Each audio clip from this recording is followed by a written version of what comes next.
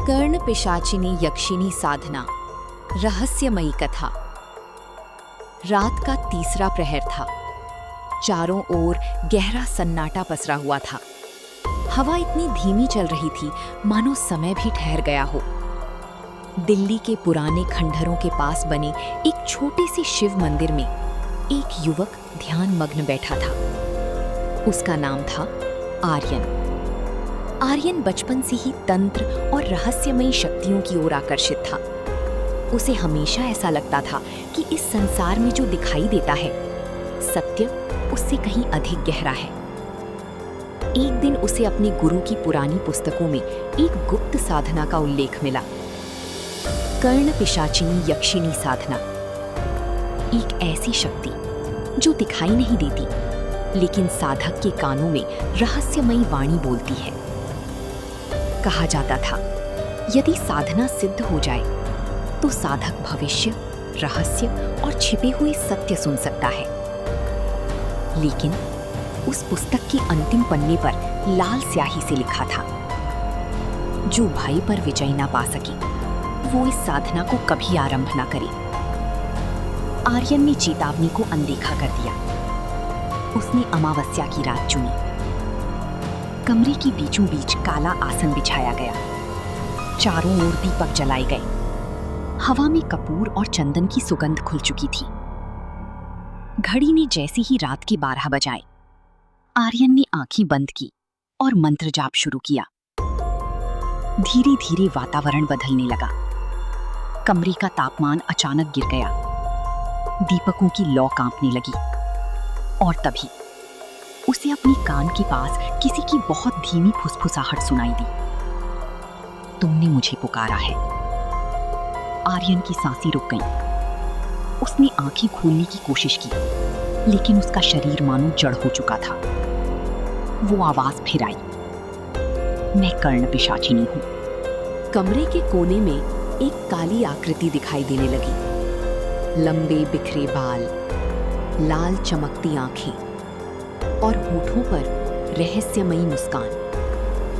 लेकिन अजीब बात ये थी, उसका चेहरा भयावह होने के बावजूद उसकी आवाज बेहद मधुर थी।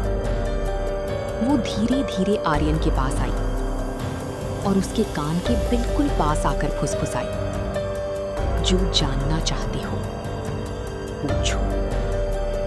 आर्यन कांप उठा। उसने डरते हुए पूछा, क्या सच में भविष्य देखा जा सकता है? कुछ पल सन्नाटा रहा। फिर अचानक उसके कानों में हजारों आवाजें गूंजने लगी। रोने की आवाजें, मंत्रों की ध्वनि, अजीब फुसफुसाहटें और फिर एक स्पष्ट वाणी सुनाई दी, भविष्य देखा नहीं जाता, सुना जाता है। अचानक आर्यन के सामने दृश्य बदलने लगे। उसने लोगों को रोते देखा, शहरों को जलते देखा और एक काले मंदिर के भीतर खुद को खड़ा देखा। उस मंदिर में केवल एक दीपक जल रहा था और उसके पीछे वही स्त्री खड़ी थी, कर्ण पिशाचिनी। उसने धीरे से कहा, हर ज्ञान की एक कीमत होती है।